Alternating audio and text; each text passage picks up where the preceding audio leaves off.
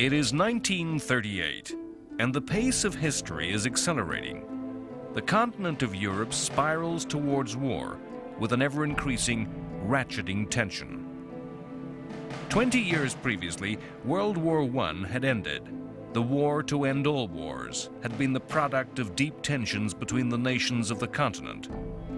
The new nation in Europe, Germany, the most powerful, the most populous, the most industrious, jostled for its place as a great power. The older great powers, France, Russia, and Great Britain, resented the newcomer. Rivalries and resentment burst into a terrible war. Europe was to mourn the loss of an entire generation of the young, of the best, and the bravest. When the war ended, it ended not cleanly, not finally, not decisively, but in a way that meant a major war would soon return to Europe.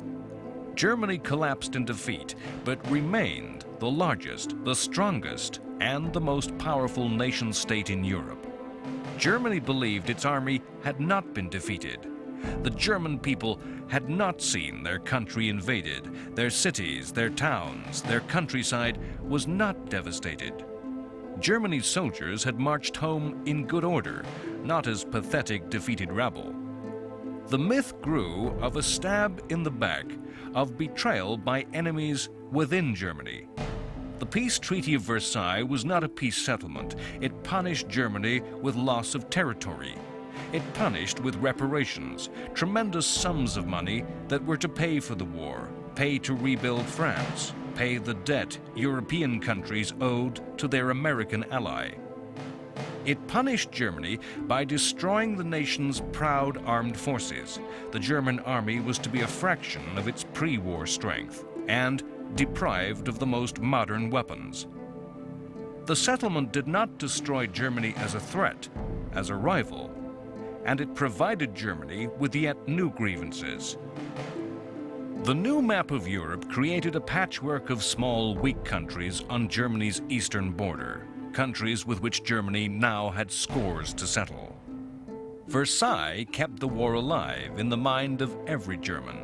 In a Germany resentful of history, in a Germany suffering endless economic crisis after economic crisis, a movement and a leader arose that gave voice to those resentments and promised action. A movement that promised rescue, a leader who promised redemption and renewal of German destiny. Hitler and the Nazis rose to power through the structures of German democracy and then abolished those same freedoms. Nazi Germany proceeded to systematically destroy the post-World War I settlement and the structure it defined for Europe. All over the continent and all over the world, the pace of change, the flow of events accelerated. Japan began on a path to militaristic rule, based on a belief in Japanese racial supremacy. The Second World War really beginning perhaps in 1937 with Japan's brutal, furious, and avaricious attack upon China. War returned to Europe in Spain as the Civil War tore the nation limb from limb. The fires of war fueled by the extremes of fascism and communism, with the democracies standing in impotent neutrality. The second fascist power in Europe, Italy, embarked on a war of conquest, annihilating the independent African country of Abyssinia. The lesson to the world was that violence was the means to the end and would be unopposed. Hitler unpicked Versailles, rearming the German nation, turning with hungry and aggressive eyes to his weaker neighbors. Germany was united with Austria, a move that made Germany even stronger. The democracies were torn. America retreated behind the oceans in isolation. France, in cynical defeatism, built the Maginot Line as a shield against aggression, but feared to renew the war. Britain had no desire for war and saw justice in Hitler's demands. The democracies aimed to resolve the problem of Germany without resort to war, to use diplomacy, negotiation, and fair compromise. The word history has come to use of these times is appeasement. It is the autumn of 1938, and Hitler has turned his gaze to Czechoslovakia. A conference of nations is called in Germany, at Munich.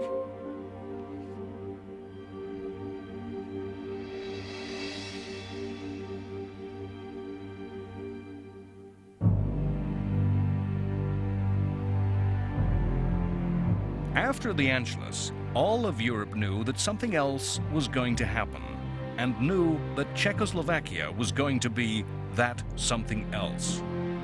In October 1938, the leaders of the great powers of Europe gathered at Munich in Germany for what was, perhaps, the first modern summit meeting. But this was no stately diplomatic conference held in a palace. The leaders flew to a conference held before the newsreel cameras of the world under the gaze of the public eye. The leaders speaking sound bites for the media. When I come back, I hope I may be able to say, as Hotspur says in Henry IV, out of this little danger, we pluck this flower safely. They met to resolve the problem of Czechoslovakia. Czechoslovakia was a democratic state, a state allied to the French. Czechoslovakia was a thorn in the side of Hitler's state, physically thrusting into the right, politically challenging both the ideas and beliefs of Nazism. Czechoslovakia was an isolated state, with Germany between her and her French ally, and surrounded by states that were unfriendly. If the conference failed, if Hitler and the Nazis chose to act against Czechoslovakia, there could be no half measures on the part of Britain and France, no sanctions that would help, no supply of arms. To protect Czechoslovakia from Nazi aggression would need full general war in Europe.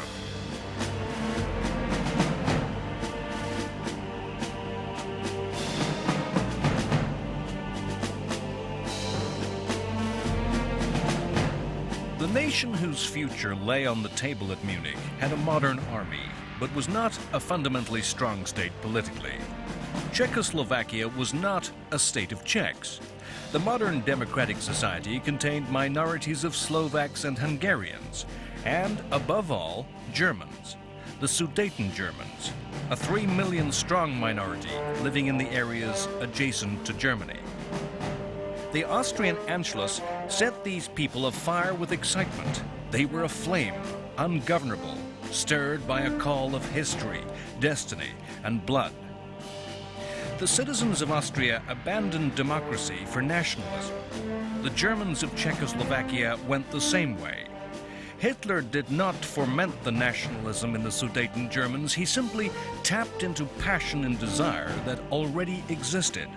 Of course, Hitler sought to liberate his fellow Germans, but he also wished to eliminate the Czech nation as an ally of the French and add Czechoslovakia's modern industrial economy to Germany. As the leaders gathered, both sides had differing goals. Both Hitler and Czech President Beneš wanted matters brought to a head. Hitler and Beneš did not want to compromise. The Czechs knew that any concession to the German minority would bring demands from their other minorities. Hitler wanted total success. The French and the British wanted a compromise. They did not want to risk war or humiliation. In negotiation, the British, led by Chamberlain, actually thought the Sudeten Germans were a minority whose rights were ignored by the Czechs.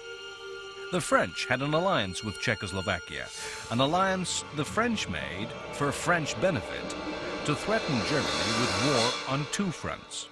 Now they realized they were impotent to aid their ally, and desperately needed to avoid the humiliation of breaking their promises to the Czechs. Chamberlain reluctantly said, "If Germany did decide to destroy Czechoslovakia, I do not see how this can be prevented."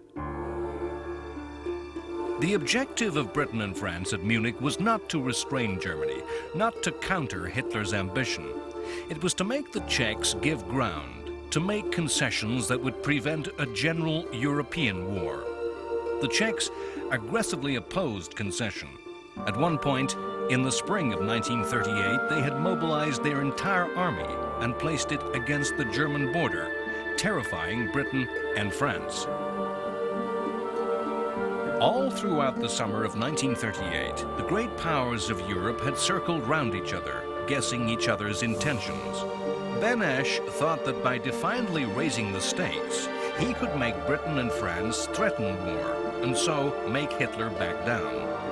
Hitler, knowing Britain and France's reluctance to go to war, insisted on having his way, rejecting compromise after compromise, angrily accusing the Czechs of attempting to ethnically cleanse the Sudetenland, and insisted that the Sudeten people would only be safe as part of Germany.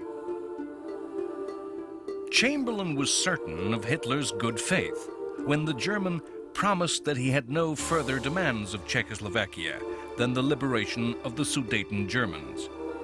The issue came to head with the international summit meeting held at Munich on September 29th. Hitler made no demands at this meeting. He waited for the proposals to be offered. The Anglo-French offer to Hitler was everything he asked, the Sudetenland to be incorporated. Chamberlain firmly believed that the incorporation of the Sudeten Germans was the right thing to do, and believed Hitler when he said that he had no desire to rule the Czechs.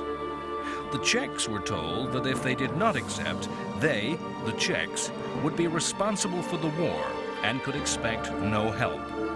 The Czechs signed, and the Sudetenland became part of the German Reich.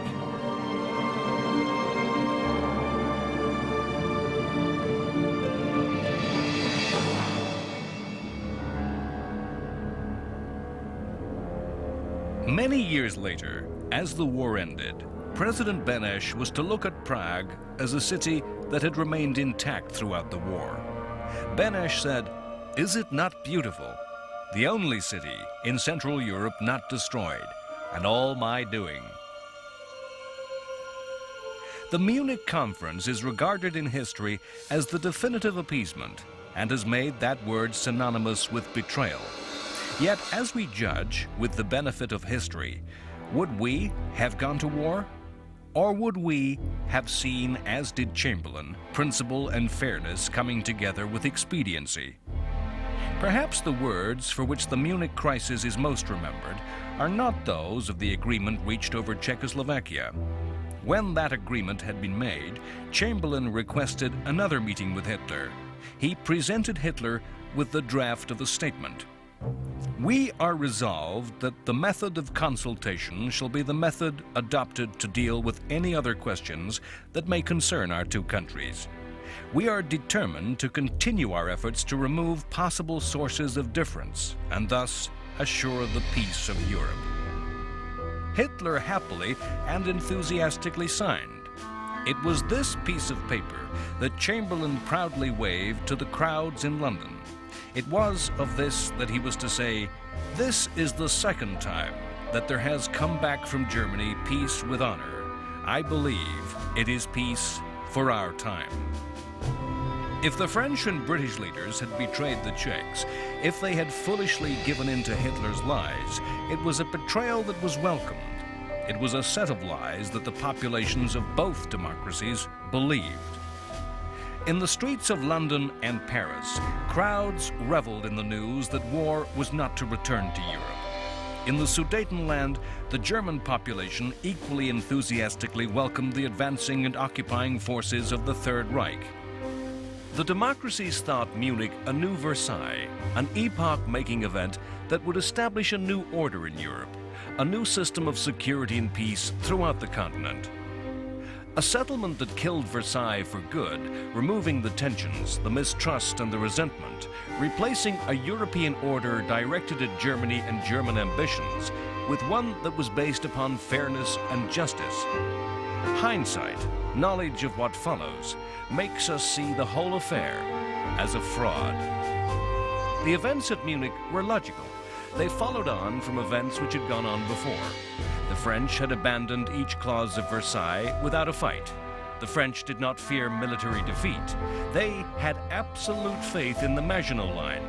But they saw no point in going to war over minor issues and abandoned their ally when it threatened to bring war. The United States was not present at Munich. In later years, America would congratulate itself at having had no part in the affair and condemn the other democracies. The lesson America drew in the medium term, when Munich went quickly sour, was that they should withdraw even more from world affairs. Yet Roosevelt's words on the agreement made by Chamberlain were simple: good man. It's a pointless speculation to wonder what if America had lent its weight to the cause of democracy at Munich.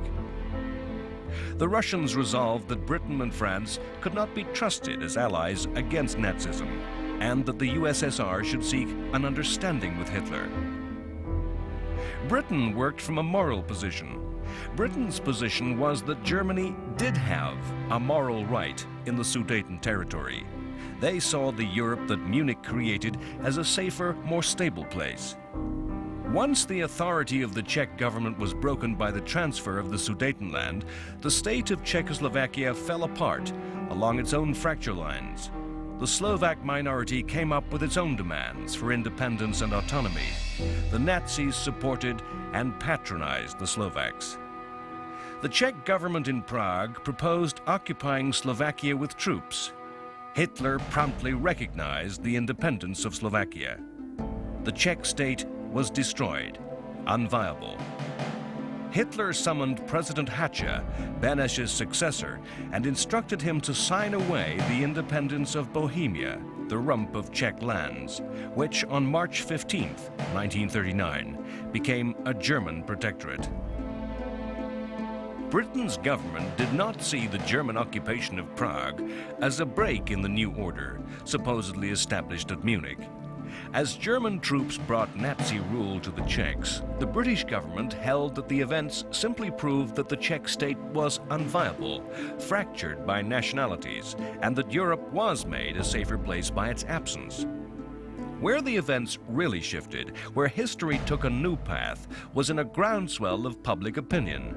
Perhaps in reaction to the joy of Munich, British attitudes in the streets, the views of ordinary people changed.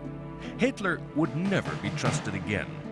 The British media turned against appeasement and called for Hitler to be opposed. If we seek a pattern, a rationale for the way history unfolded in the 1930s, we can see that all Hitler's ambitions looked to the east, not to the west. Germany had lost territory to France in the west, Alsace and Lorraine, but there was no clamor for these areas to come under German rule.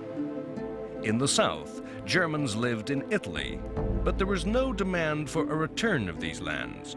There was no call for southern Germans to return to the homeland.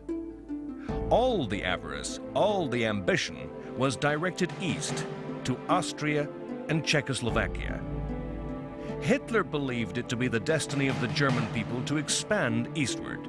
The peculiar Nazi view of the world envisaged a future world that was largely agricultural, and saw a German Aryan territory spreading out eastwards into living space, Lebensraum. This spreading of Germany would displace other peoples. Hitler saw this expansion as eastward into the vast spaces of Russia and the Ukraine. When the Nazi troops completed the annexation of Czechoslovakia on March 15, 1938, within days, German diplomats renewed demands of Poland that the city of Danzig be returned to Germany, and that Germany be given a rail and road link to East Prussia, a German corridor across the Polish corridor. Danzig was a German city. The corridor was German land, lived in by Germans, given to the new state of Poland at the end of World War I. The Poles rejected the German demands out of hand. The British government almost immediately offered Poland an alliance. Previously, Britain had avoided making formal promises and commitments against the Nazis. The alliance, though, committed Britain, restricted the options open to the British government. France had made alliances in order to threaten Germany, but found itself in danger, not safer. Britain made its alliance as a gesture, as a warning to Hitler. It was a complete reversal of British foreign policy since the First World War. However, to what sort of country had Britain joined France in alliance? The lands which were occupied by Poland were territories fought over, shared and reshared by German states, Austria and Russia. The Polish government was not a democracy in the same mold as Britain or France. The Polish government was dominated by the military. The ruling party, the cleansing movement, attempted to dominate all aspects of Polish life. Poland was an aggressive country that sought to punch above its weight. It refused to contemplate a compromise. The Polish government was headed by men with the same appetites for bluff who gambled on intimidating opponents, as did Hitler. World War II was the unfinished business that remained from World War I. Much of that unfinished business lay between Germany and her former enemies, and between Germany and the smaller countries in the East. Poland had its own unfinished business with Russia, or rather the Soviet Union. The eastern border between Russia and Poland was not defined, and in the end was established in a series of armed confrontations in the early 1920s. If Hitler had ambitions in the East, it would be true that Poland equally looked to Soviet territory with envy. The climate of aggression was hardening all over the continent of Europe. In the spring of 1939, Italy invaded and occupied Albania. Mussolini, always keen to emulate Hitler, always driven by envy of Germany, and resentful of the success and dominance of what he thought the junior fascist power in Europe, mounted an attack on his neighbor across the Adriatic. The victory of the Italians was easy. Albania, with a population of barely 1 million, was the most primitive state in Europe. Politically a tribal monarchy, riven by feudal clans and factions, the country was taken over in days, with almost no fighting. Annexed to become Italian territory, the King of Italy declared the King of Albania. Mussolini intended that Albania be used as a stepping stone on a path of conquest throughout the Balkans and southern Europe, to enable Italy to dominate the Mediterranean. In an attempt to head off war with Germany over Poland, Britain and France recognized and accepted the Italian action.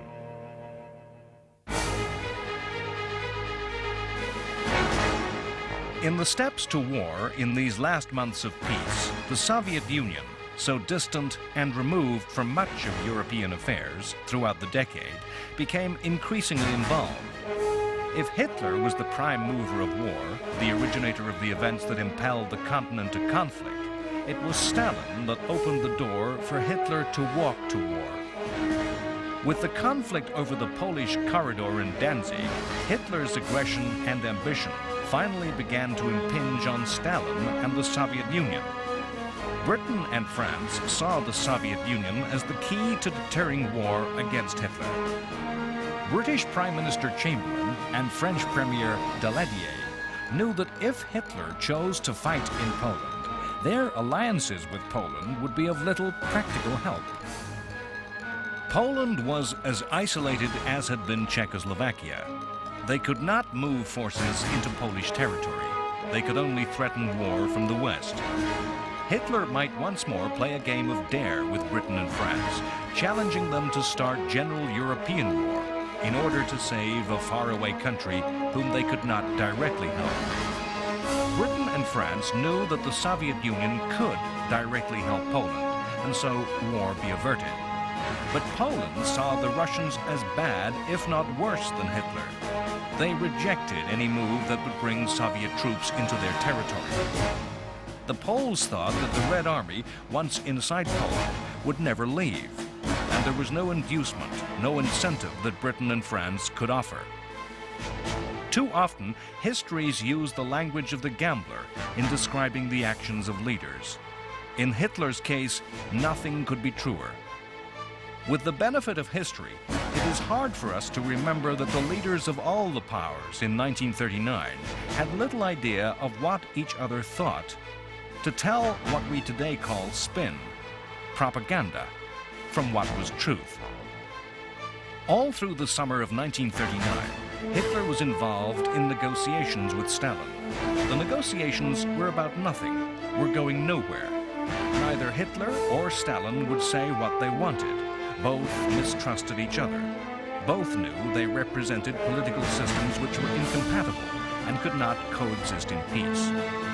Then Hitler gambled.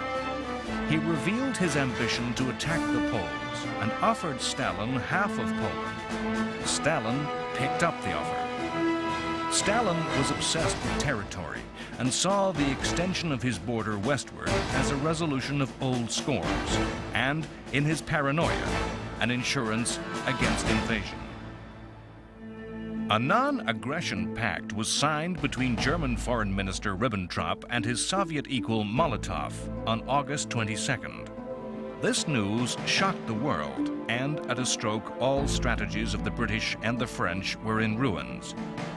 No one knew of the secret clauses built into the pact that in the event of war between Poland and Germany, the USSR would attack in the east and take the eastern half of the Polish nation. Poland was falsely confident. It knew nothing of the secret agreement.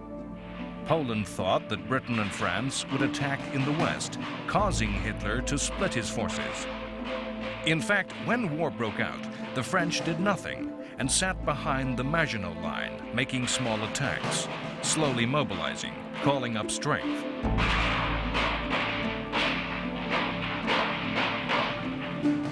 The British were organizing the movement of their army across the sea.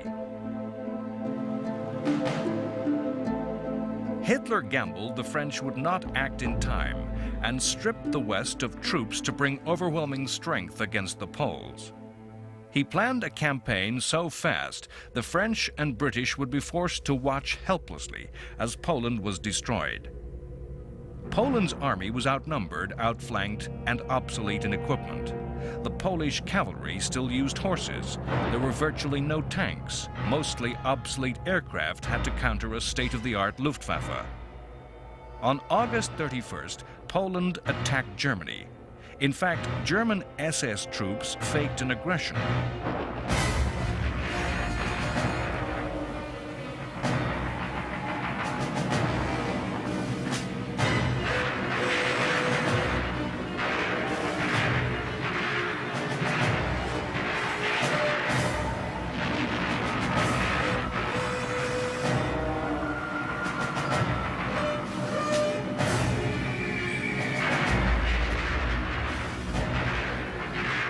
By the end of the next day, the Polish Air Force had been destroyed and the German army was deep into Poland.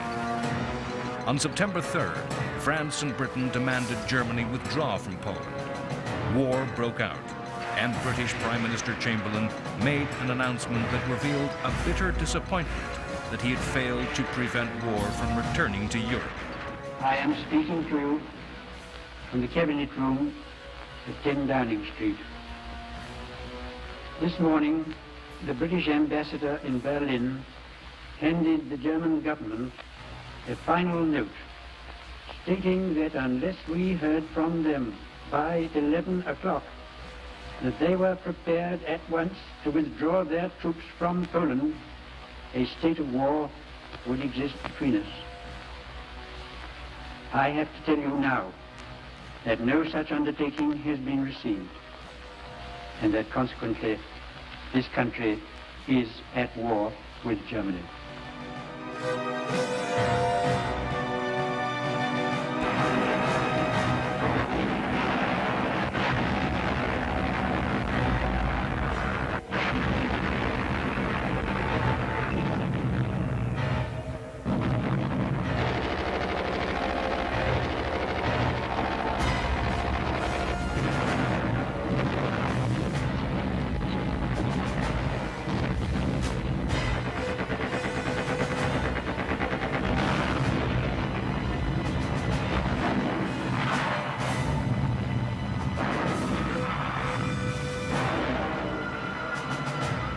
The attack on Poland saw the first use of blitzkrieg by the Germans, a new type of war, using rapidly moving, all-mechanized and armored columns, with coordinated air support smashing through and around slow-moving, old-fashioned Polish forces. The Polish army were rapidly surrounded and cut off. The myth of the war is of Polish cavalry charging tanks, yet military theorists in many countries, including Britain and France, believed that horse soldiers were seriously capable of defeating armor. Britain and France ignored the lessons of Poland.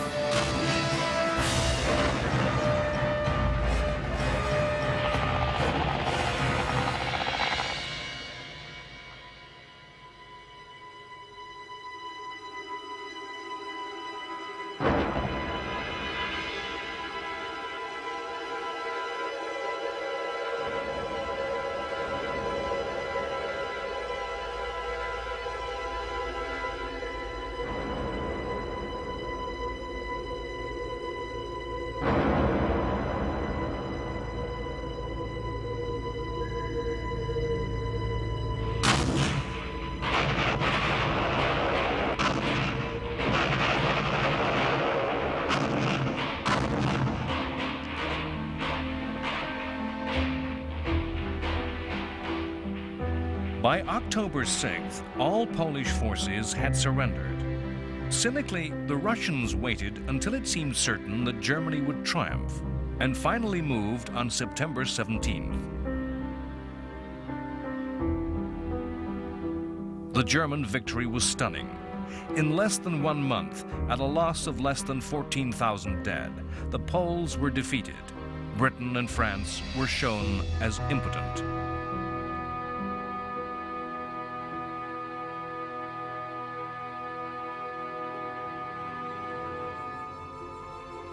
In the United States, President Roosevelt induced Congress to repeal an arms embargo, but the supply of arms was limited to cash and carry.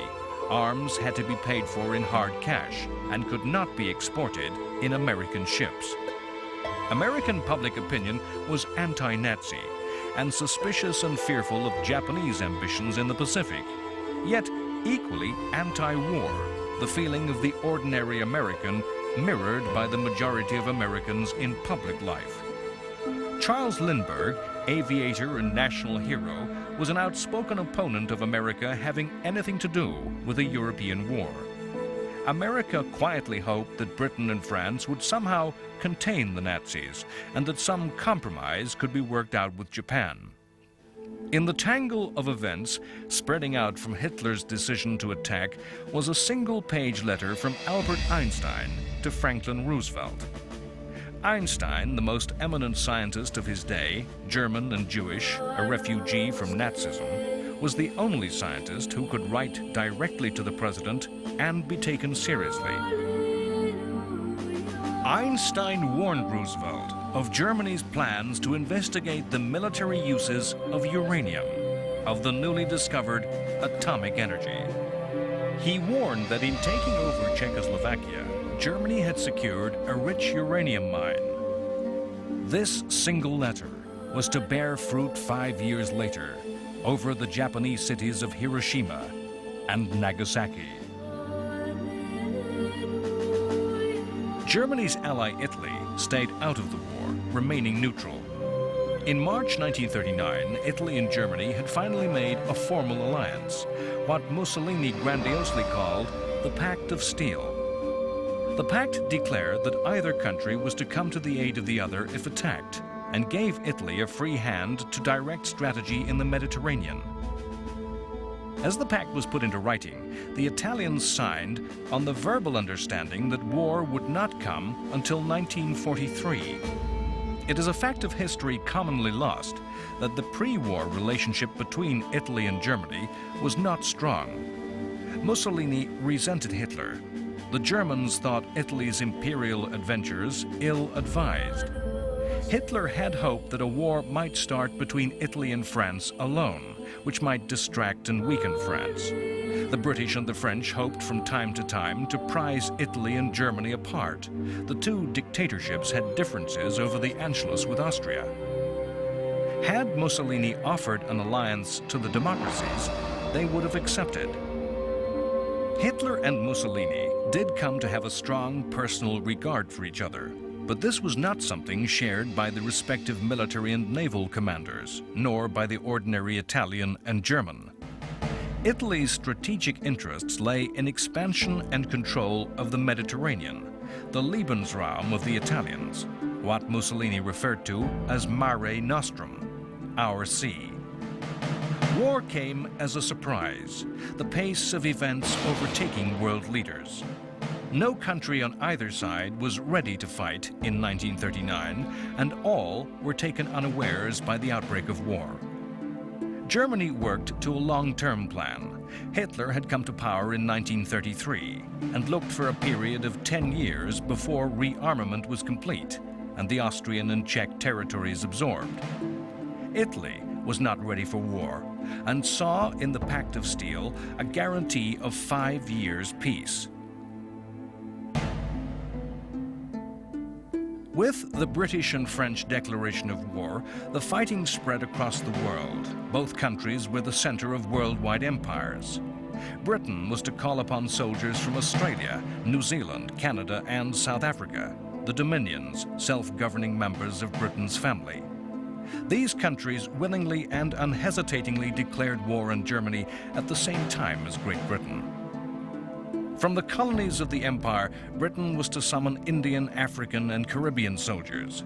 French forces contained soldiers from Africa and Indochina. Presciently, some of France's toughest fighters were from Vietnam. The first week of the war did in fact see a French offensive in the west, remarkable in the fact that its effect was so limited. Small numbers of French soldiers pushed 8 kilometers inside Germany to within sight of the Siegfried Line, a line of German fortifications, the match of the Maginot Line. And there they stopped. The professional predictors and theorists, men who look into the future and attempt to foretell the future wars, often fail to see accurately, misreading the lessons of the past. In the summer and late autumn of 1939, much of Europe lived in a state of febrile panic, fearing attack from the air with bomb and poison gas. Futuristic theories of war predicted mass aerial assaults on the city centers. It was commonly held that no defense was possible against attack by bombers. Everywhere shelters were dug. Sandbags were piled around the doors and windows of shops and public buildings. The people of Britain had been issued with 38 million gas masks. No citizen was meant to be without his mask at any time. This was a time when the life of the civilian descended into black comedy and farce. The distinctive cardboard boxes and bags in which the gas mask was carried was too often turned into a useful shoulder bag and contained a worker's lunch. A market in sandbags developed, with speculators having bought up supplies in advance of war. New ranks of officialdom appeared. Air raid wardens patrolled the streets. They were to warn of gas attack by using children's rattles. They enforced a strict blackout at night, ensuring no light showed that could guide enemy aircraft.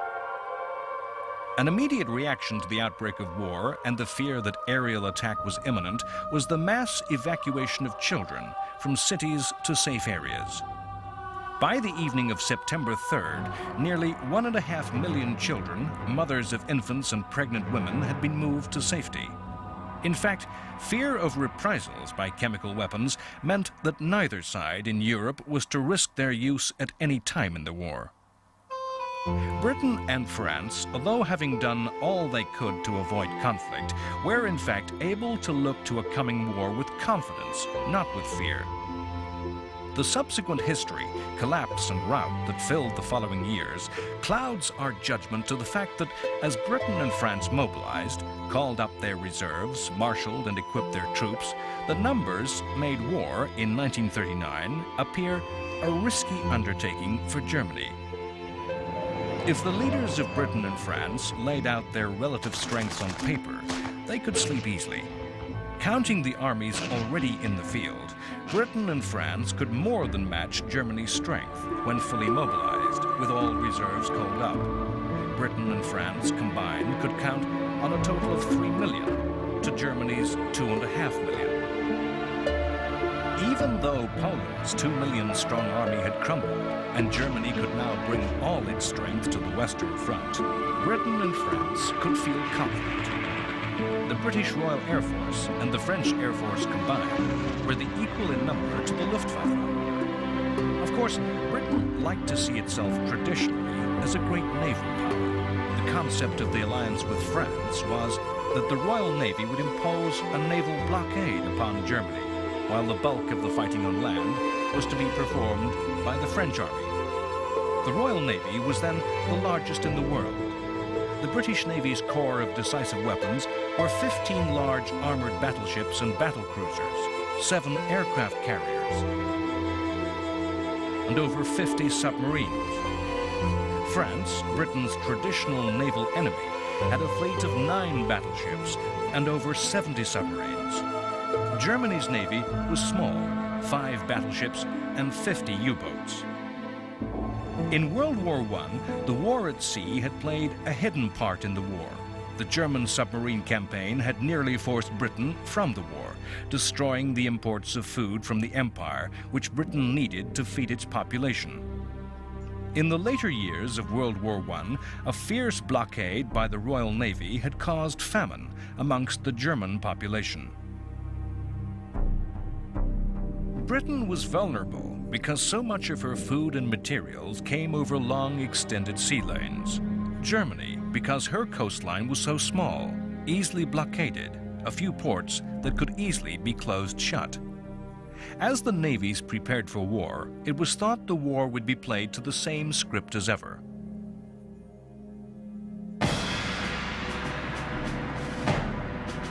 The pride of navies everywhere was the battle fleet, a fleet of large, fast, heavily armored and heavily gunned battleships. The number and size of these vessels was taken as a measure of the virility of each nation. On these measures, the cards were stacked heavily against Germany.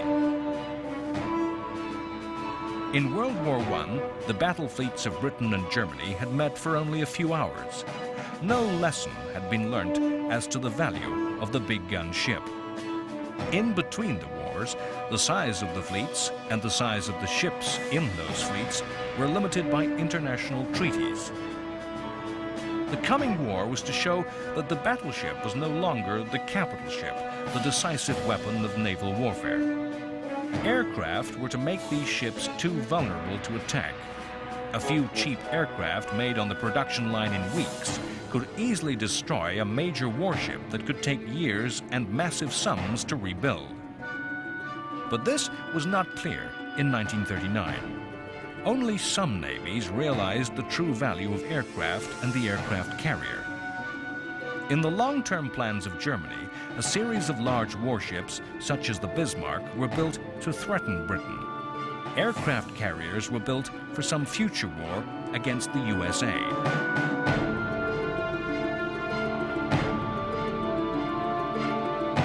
The submarine was regarded as so potent a weapon that it had been banned by the Versailles Treaty.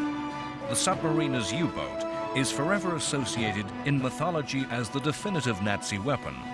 Yet, as with all navies, the submariner was regarded as a second-class sailor by big ship admirals and had to face a struggle to establish their worth. In 1939, as war broke out, the British Navy was placed by Chamberlain in the hands of Winston Churchill as the grandly titled First Lord of the Admiralty. Amazingly, Churchill had held the same job in the First World War. Churchill had been the sternest critic of the government in the pre-war years as a maverick in the political wilderness, calling for more arms and a military response to Hitler. Churchill had lost office in World War I through strategic adventure, impulsive, wild schemes, particularly in Turkey, that had cost many thousands of lives in a failed operation. Returning to office, these traits re-emerged. He showed tremendous energy in organizing and preparing the British Navy for war, but a series of wild schemes began to emerge, again to draw Turkey into the war. to incredibly place mines in Germany's rivers, to attack neutral shipping and ports, particularly those of Norway and Sweden, who were supplying important raw materials to Germany. Early on, in taking office, Churchill received a personal letter from American President Roosevelt. Roosevelt invited Churchill to keep me in touch personally with anything you want me to know about. The personal relationship between these two men, bypassing the administrations and structures of their respective countries, was to be of crucial importance in the coming years. As the Poles succumbed to defeat and occupation, Hitler offered Britain and France peace. He claimed to have no quarrel with France and desired active friendship with Britain. He called the war in the West a senseless waste of life and proposed a conference of the great powers that would create a new system of peace and security. He was rejected. We are so used to the story of World War, a globally consuming conflict that spread across the world, that the fact is lost that in 1939 the war was comparably small and could be reasonably assumed to be soluble. In Europe, in October 1939, Britain and France were at war, as were Britain and France's overseas colonies. Germany was at war. Poland, an occupied, defeated country, sliced up and lost. The Balkans were at peace. Some were pro-German, like Romania and Hungary. Some were pro-British, like Yugoslavia and Greece. Italy, Germany's ally, remained neutral. Spain, a supposed fascist power, was neutral. Belgium and the Netherlands were neutral. All of Scandinavia was neutral, yet were key suppliers of raw materials to the Nazis. Soviet Russia trusted implicitly in the new relationship with Nazi Germany and believed itself safe from attack and was neutral. America was neutral. Far away in China, another set of tensions and envy, not related to Europe's problems, had brought a savage war that had been raging for 2 years. These wars were yet to join up into a world war. In Poland, a new order rapidly came into force. The map was redrawn. The Soviet Union moved west, Germany moved east. In holy Polish lands, those occupied by Germany and Russia, a fearful night of occupation descended. Soviet forces imposed a communist rule. All those prominent in the old regime disappeared. Over 4,000 of Poland's army officers died in a bloody massacre by the Soviets. In German-occupied Poland, a brutal regime lay across the land. Nazism's racial theories held the Poles as subhuman. Poland's large Jewish communities became the victims of the Einsatzgruppen, special SS squads designed to solve the Jewish problem.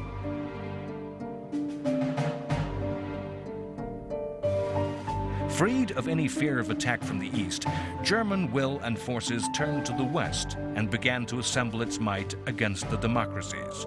Yet, as the war settled into its third month, a strange calm descended in Britain and France. The shock of Poland's defeat receded. The aerial devastation by gas and bomb did not materialize. History was to name this period with supreme irony as the Phony War. Next time on World War II, The Complete History. The war is fought in remote and distant places. At sea, huge ships engage in conflict.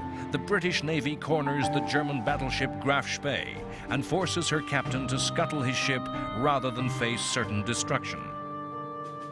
In the winter snows of Finland, the Soviet Union takes advantage of the new situation, invading, seeking to conquer the smaller state. The tiny Finnish army runs rings round the Russians amidst the forests and lakes. To the people of Britain and France, the war seems far away. It is the unreal war, the phony war. In the fields of northern France, a new British expeditionary force, in name and appearance so like its predecessor of 1918, takes its place alongside the French.